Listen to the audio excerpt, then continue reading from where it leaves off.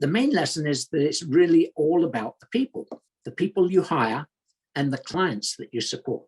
Recruiting is the single most important work I did. Hiring the right people was everything. Having the right partners, neither of whom I had worked with before, but each of us with wildly different skill sets, was key.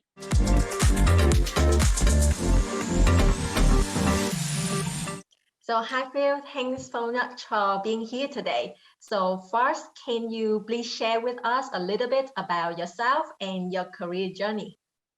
Okay, it's a mixed bag.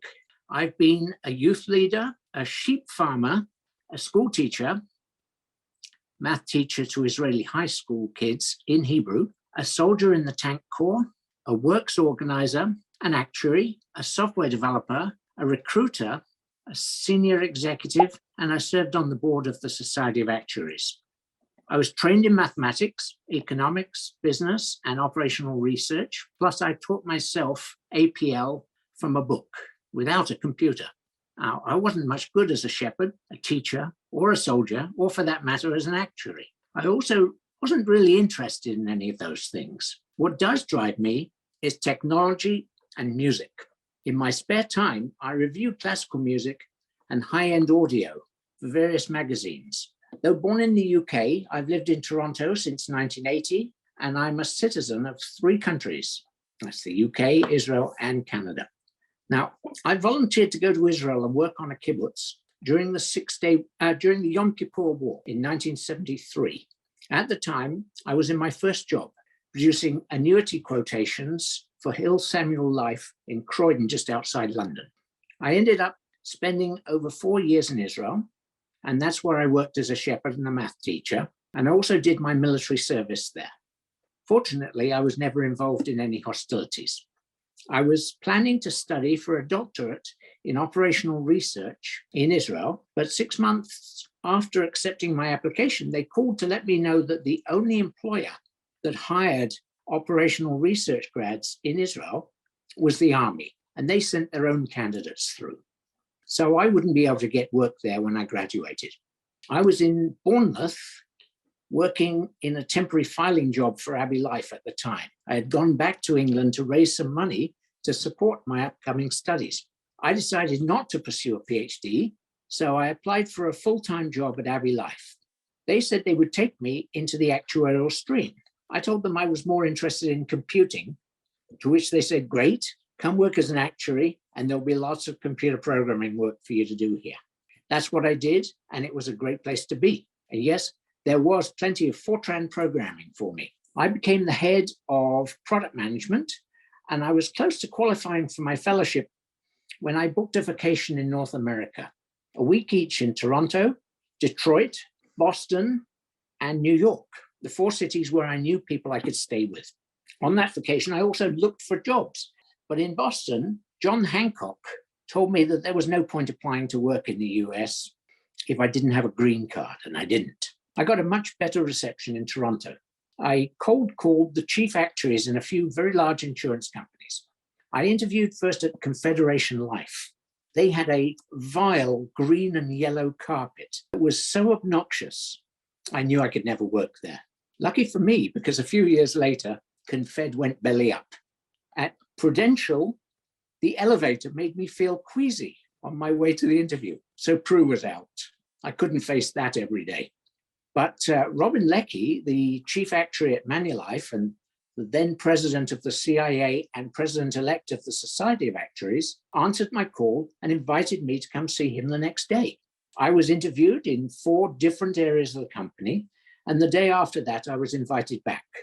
Which of the 4 areas would I like to work in? Wow. I chose US Group, and my job was to build financial models. We used APL, and I used up so many CPU cycles that US Group got a huge notional bill from IT for the mainframe use.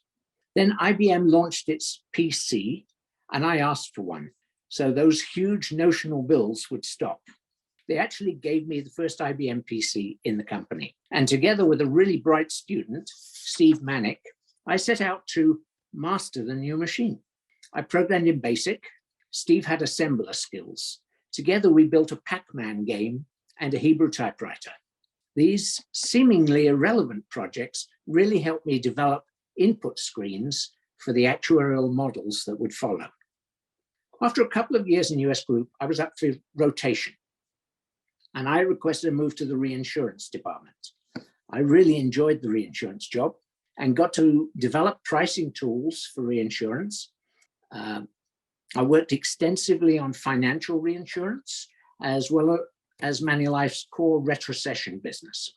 2 years later, I was headhunted for a job as VP Underwriting and Branch Manager at the National Reinsurance Company of Canada, part of the Sodacan Group. I ran the Toronto office of about a dozen people. Again, I was able to shape the job into the one I wanted, which is one that included developing pricing, valuation, and modeling tools for the company. Since the company had little of its own, and I couldn't find anything suitable on the market. Wow, that's an impressive career journey. And then you also have a lot of different identities. Yeah, a lot of hats. Is there any that your favorite in a way? My favorite. I have a fondness for the sheep farming. I was never particularly good at it. I didn't have the muscular strength to be a really good sheep milker. That's what we were doing. But to take a herd of sheep, 500-600 sheep, out to pasture in the hills over Nazareth is a remarkable thing. I'll always carry that memory with me. I think it's the best job I ever had. Yeah, it's always the fond memories that like make lasting impression. I have to tell you that sheep are really, really stupid. They are born within like 10 seconds of being born, they can stand up and run around, and they never learn a single thing after that their entire lives. Oh, wow, really? I didn't know about this. And I actually had the mothers were also stupid. Sometimes if a sheep has twins, they will see the first one and say, that's my lamb. I'll look after that lamb. I will feed it. And the second one, they will just reject. It says, that's not mine. I don't know anything about that one. So I would take home some of the lambs that were sort of orphaned in this way, and I would feed them with a baby bottle with milk. And they grew up. I had two that grew up with me. They were Tom and Jerry. Wow. And they thought they were dogs, and they would follow me around everywhere, and we would go for runs together. Eventually, they grew too big, and I had to give them up. I passed them on to the school where the kids had a lot of fun with them. That's very cute and interesting experience. I don't think I have any opportunity to try being a farmer yet. Well, I tried to planted some vegetable in my home backyard garden, and they fell miserable. That's the extent of it. So yeah, so like what led you to start a business with the GGY? Because like you had all of these because like for an actuary, especially for someone working in actual profession, not often that we're thinking about starting a business. So what led you to that? Okay, I'll take you through the story. It's a bit involved. After a couple of years working in National Re, the model I'd been working on in my office time and also my free time at home became quite powerful and sophisticated.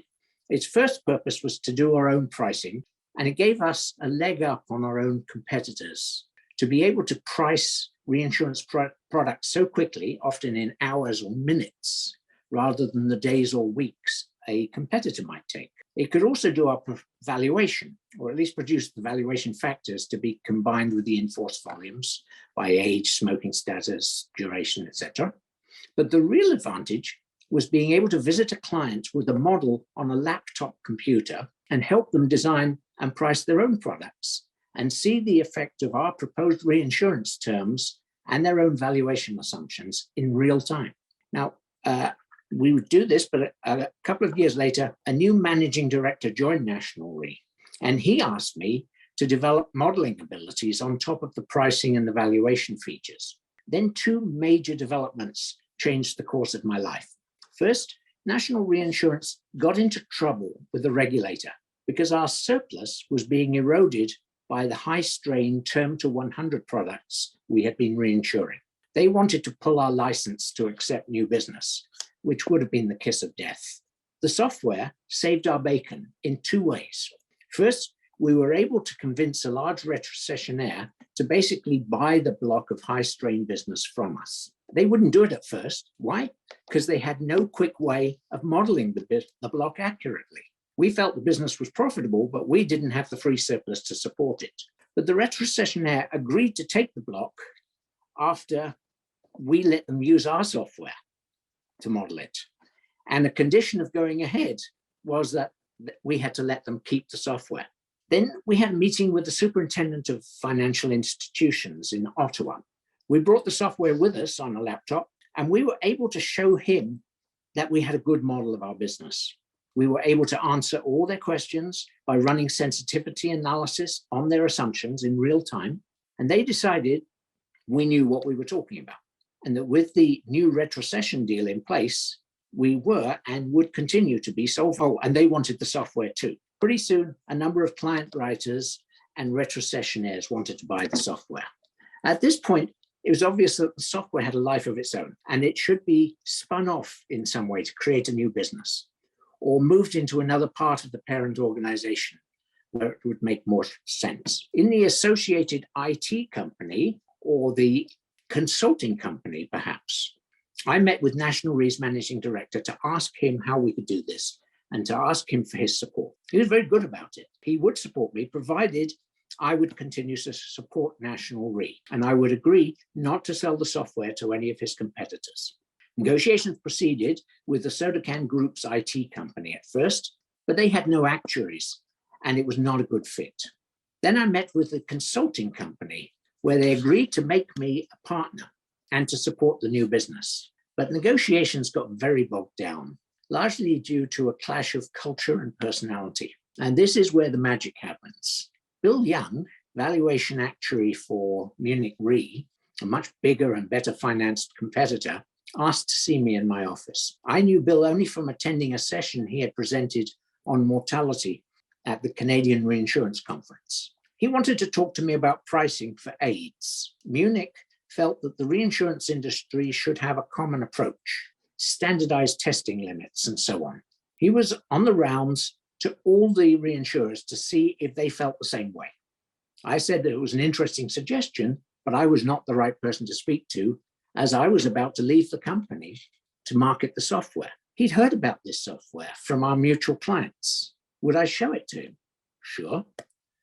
He grasped its significance immediately. He offered to help me negotiate with Sodacan. When things went badly there, I decided to propose starting a new company on my own and buying the rights from National Re. Bill then told me that that sounded like a great way to go, and he might be interested in joining me in the new venture. We had many meetings to work on this idea and negotiate with National Re. Bill had programmed too, but that was not his forte, and he would rather handle the sales and marketing aspects. But I was not a strong enough actuary to develop the actuarial aspects of the model much further. So we knew we needed somebody really strong to take on that leg of the tripod. We went through a long list of potential candidates in our heads, but we ended up with a guy that worked for Bill. He would be a great fit, but he'd never do it. Why?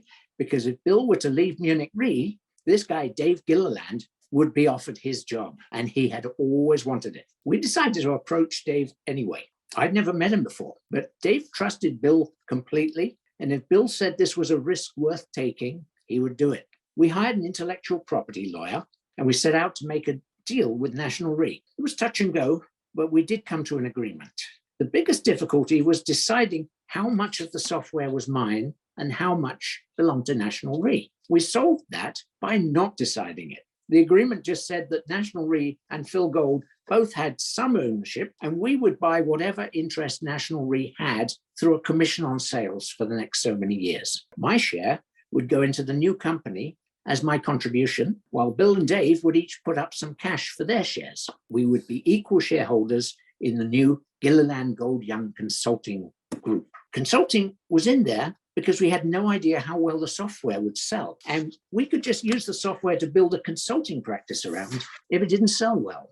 National Re got a guarantee we would support them in perpetuity and that we would not sell to other reinsurers or to consulting firms. Our smart lawyer inserted a buyout clause that said at any point we could buy out the contract for a fixed sum less the commissions paid to date. We must still support National Re, but we could then sell to anyone and no more commission was payable. National Re really wanted us to succeed, so they insisted on providing marketing support through a company that they used, Intercedent, and they were kind enough to allow us to use their office space for the first year, by which time we had grown so much we didn't fit anymore. And so we started, not before Dave was indeed offered his dream job at Munich Re, and despite the temptation, he turned it down. A year or so later, we were approached by Tillinghast, who wanted us to develop a custom version for them to use in their UK and European and Australian consulting practice and to sell it to their clients. So at that point, we did trigger that buyout clause, and that's how the business got started. And we named our product Axis, short for Actuarial System. Wow, it's like listen to like a history book and then stories, and I could see how the insurance industry way back when. So it's really nice to hear. And as you say, like I can see like your passion for technology, and as even we see right now, technology change can have significant impact to everything and to the ways we work and everything. So yeah, that's Yes. very impressive. and another point I can see that like for any startup, like being able to meet the right partner is critical. So I think it's also destiny that like you were able to meet your partner and then start the company. Yeah, so finding Bill when I wasn't even looking for a partner was an extraordinary stroke of luck. So like, I guess in this sense, did you, I guess at the back of your mind, have being entrepreneur or like starting your own company always like maybe an idea there, or just because of everything, the way you say is it just happened? No, I never wanted to start my own business. My parents did that. They owned a fashion store, and I saw how much stress that created for them. So it was something I wanted to avoid. But actually, it was stress I wanted to avoid, not the starting a new business part. The arrangement that we structured with Bill and Dave and National Re was designed specifically to minimize my stress levels. I didn't have to borrow money to start the company. As it worked out, GGY also never had to borrow money. So financial stress was never really a problem. Having the option of consulting, if software didn't pan out, also reduced our risks. And then again, we were all actuaries. And we figured if it all went kaput, we could all get jobs if the consulting didn't work out either. Yeah, definitely being an actuary, and then especially during that time, I think is give us high security. I think yeah, you can afford to take a risk that maybe somebody else can't. Yeah.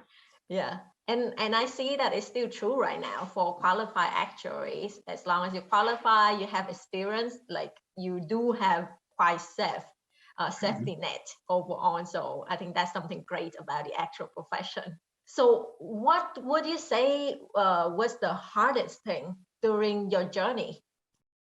The hardest thing for me personally was having so many well-meaning people tell me that I was wrong on so many of the key decisions we made. We were wrong to program in BASIC. It must be C or APL. We were wrong to be in Windows. It must be Unix. We were wrong to have a closed system. It must be open. We were wrong to tackle the US market. We wouldn't stand a chance. No insurance company would allow its data to sit on the public cloud. So we were wrong to be developing for the cloud, and so on. And there was always some truth to what people were saying. BASIC was not the right language for the long term, but we were right not to jump straight to C. We waited until C++ was mature, and we made the change at that time. What I'm saying is that conventional wisdom is just that, conventional, and it may not lead to the paradigm shifting technology you're looking for. That is a great saying. Yeah, because like my husband and I have like a photography business on the side, and I can totally relate with you because like sometimes your friends or your relative who are not in the business, they would give certain advice just, and they are meaningful for that. They meant well for you, but they're not in the business. They don't study or they don't research like we do. And sometimes the advice can be bad. Yeah. So sometimes it's just like you just need to believe in your gut, do your own research, and then work it out the way you think it should be.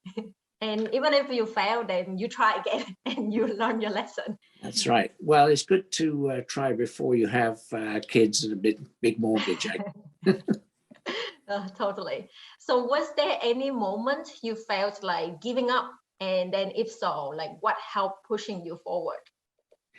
No, not really. We're lucky enough to get off to a great start. We sold 12 systems in the first year. We grew in revenue and headcount every year after that. While Bill and Dave did do some consulting at first for National Re and Munich Re respectively, who just happened to have lost a few key actuaries, we were soon able to drop the consulting part of our business. And in fact, our marketing consultants interceded rightly insisted that we do that. So no, we didn't see any failure looming. Our first worry was a rapid reduction in the 90s in the number of companies, life companies, operating in the Canadian market due to industry consolidation. That actually turned into an advantage in many cases as Axis use expanded greatly in the large consolidated companies. Sometimes a large company that wasn't using Axis would buy a small one that was, and they liked what they saw and they said, okay, let's use this for all of our work. And that really helped us. We were worried about the wave of demutualization in the 90s. But in fact, that led to a lot of new consulting clients. They were hired to do the modeling required for before a demutualization could go ahead. They didn't have the tools to do it. Our software could do that. So they became clients. Then we were worried when US and UK competitors decided to enter the Canadian market, but they all fizzled out and we just continued with our ongoing organic growth strategy. Then there was the financial crisis of 2008.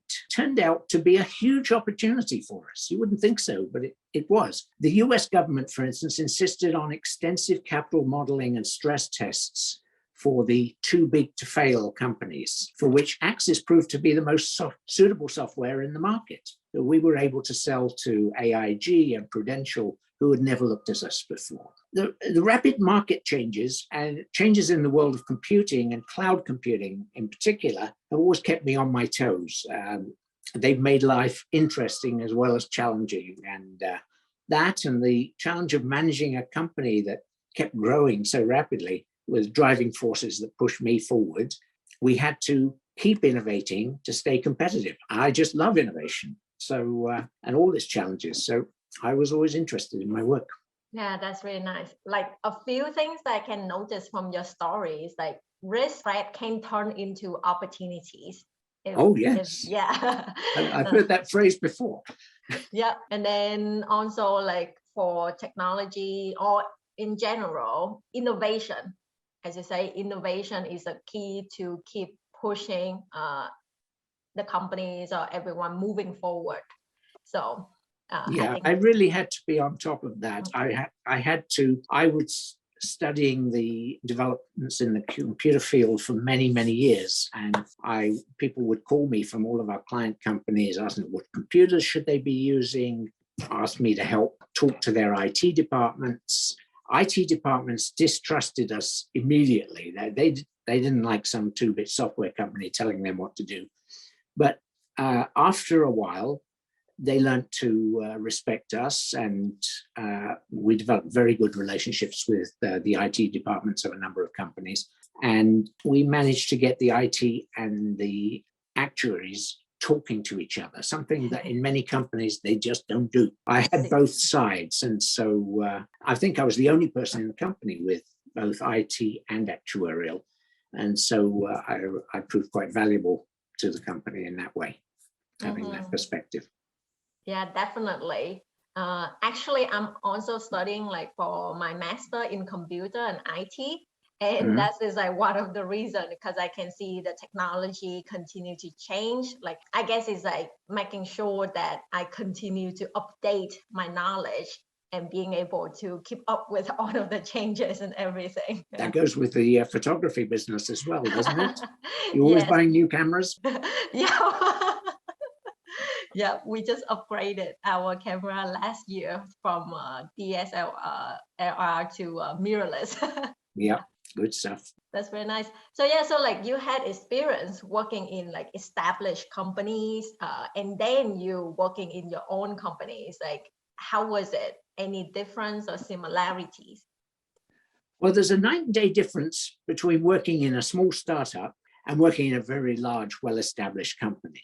I've worked for 4 insurance companies of different sizes before starting GGY with just 2 other people. Manulife was by far the largest, thousands and thousands of people. And it was hard to gain an understanding of where the company was going, or even to understand all the markets it operated in. And one person could have very little impact on the company as a whole.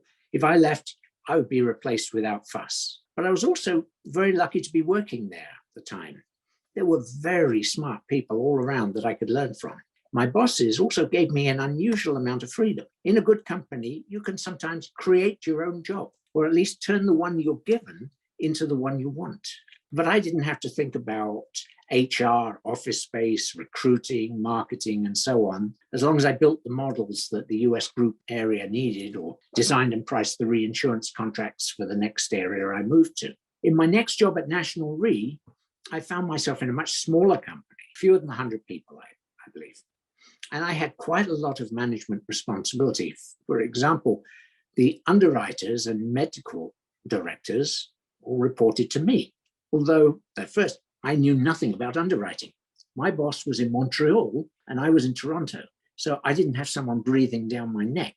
I ended up building actuarial software there, creating a business within the business. And then I did start worrying about the solvency of the company, the clients we were marketing to, HR, and recruitment. I was invited to senior management meetings in Montreal, where my French language skills were sorely stretched.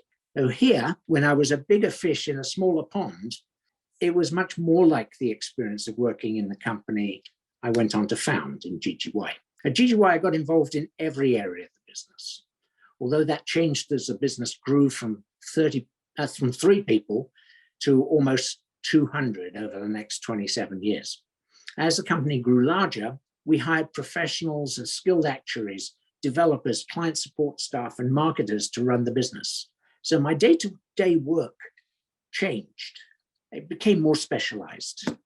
Had I stayed at Manulife or National Re, I hope I would have risen to senior management positions in the company. And in many ways, my experience may have ended up quite similar to what it was in the end at GGY. The difference, of course, is that 3 partners owning the company 100%, you never get to own a public company. It makes everything you do feel more consequential. And if there is a decision to make, you do it yourself without waiting for any approval process. The buck stops with us. That's the difference. Yeah, I could see that. Also, one of the things is, as I see, is like having your own business. Sometimes it's make you working longer as well, because you know that whatever you work, the amount of time, the effort you put in, as you say, consequences. It's like going into the business, and sometimes it's I'm not sure, like, did you have any challenge on separating like your work and your like other personal life because of that? Oh, that's a good question. I tried to separate it. I didn't bring my work home. If I had work, I would do it in the office and I would stay a bit later. But my mind was always thinking about problems that I'd been working on during the day. And I have to say, I know it's a bit of a cliche, but some of my best ideas came in the shower. So in that way, I did bring my work home. But I think I managed to keep the two relatively separate. Yeah, so from all of this experience, what lesson did you learn? The main lesson is that it's really all about the people you hire and the clients that you support. Recruiting is the single most important work I did. Hiring the right people was everything. Having the right partners, neither of whom I had worked with before, but each of us with wildly different skill sets, was key. Bill handled marketing, Dave handled actuarial, and I handled systems. And that stayed the same through all the 27 years we worked together. I was intimately involved in hiring virtually every recruit over the next 25 years. After you hire them, developing, mentoring, and retaining those brilliant recruits is vital. The three of us decided to treat each employee the way we would have liked to be treated, a formula that worked. And as sole owners, we didn't have to worry about monthly, quarterly, or annual reporting. Our own target was for the long-term survival and success of the company. As a result of the people focus and the long-term strategies, the staff enjoyed working there, and our turnover was stunningly low. So it's the people. Wow, yeah, I could see that from what you say, the company has a great culture. And also it's really the people that are the foundation of the success of any company. And you want to have the right people on the bus and keep them happy. Yeah, well, we tried. So yeah, so like now for actuaries who would like to start their own business, what advice do you have for them? Okay, well, first, I wouldn't rely too much on spreadsheet projections of where you think the business is going to be in the next 5 or 10 years. Instead, think of what gaps there are in the market, what unique offerings you can bring to that market, what team you'll need to get there, and how to get each person in that team to work on something that makes life interesting and demanding for them. Don't micromanage, give them responsibility, and treat them with a light touch. In terms of hiring, only hire people brighter than you, not hard in my case, and pay great attention to their personality and interests and their education. Pay much less attention to experience. People can learn new skills, but they can't change their personality and they won't change their IQ. Of course, you do have to have a sound business plan and find the money to start your business, but don't let that plan box you in. Roll with the punches and follow the opportunities that present themselves. Never be afraid to admit a mistake. Just go back and fix it. For example, we started with one system. Then we had the opportunity to sell in the US. Potential clients in the US didn't want to see Canadian-specific functionality like CanMod, PPM, or IIT, which we had in those days. So we cloned the system, and then we removed the Canadian features from the clone copy and added US-specific features. So we had 2 code bases. Now, a few years later, some US clients decided they wanted to sell in Canada. Would we please add PPM, IIT, and so on? We had just made a huge mistake. Maintaining 2 systems was a nightmare. And every time we added a new feature that wasn't country-specific, we had to do so twice. So we decided to merge the 2 systems again. A huge job that took a year. Now we had Canadian specific features that some US clients didn't want to see, and vice versa. Our solution was to hide those features or let the users hide them by applying a filter. We made dozens of mistakes like this, although not all were so costly to fix. Our motto was, do the right thing. If the right thing was to spend a year merging 2 systems, do it. If the right thing was switching from BASIC to C++ and from DOS to Windows, do it. We never thought twice about it. We never counted the cost. If we had tried to budget for it, we might never have gone ahead, and the Axis system would have been the poorer for it. Yeah, so what stood out for me is when you say do the right thing, because that's really thinking about the long-term vision of it, like how you can make sure that maybe it doesn't get you benefit right away and it may be costly right away, but then it can give very huge potential benefit if it's the right thing. Yeah, lots of companies have like that kind of mission statement. Like I think Google's mission statement was don't be evil, something they appear to have forgotten along the way. I don't think our do the right thing was such an original concept, but the difference is we actually did it. we actually lived up to that. And right till the day I left the company, I can't speak for what's happened since then, but we always did that. Mm-hmm. Yeah, definitely. It is like, it is one thing to say, and then it's another thing to actually act and then keep the promise. Well, if you think about it, what you're selling in this business, you're not selling the system. You're not selling the technology. You're actually selling yourselves. You're becoming a partner with the client for a very long time, and they have to be able to trust you. So no shortcuts, no cheap tricks. Like, for instance, when we moved from DOS to Windows, our competitors were doing a similar thing at the same time. They charged for the upgrade.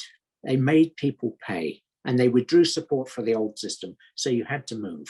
This really angered. We never did that. The right thing was to consider what it was like for the customer. The customer would be happy to move to Windows, but they didn't want to have to pay for it.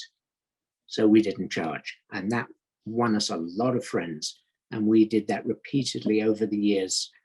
That attitude, always thinking, what would the customer like to see here? Do what is the right thing? Asking yourself that question, that gives you the answers.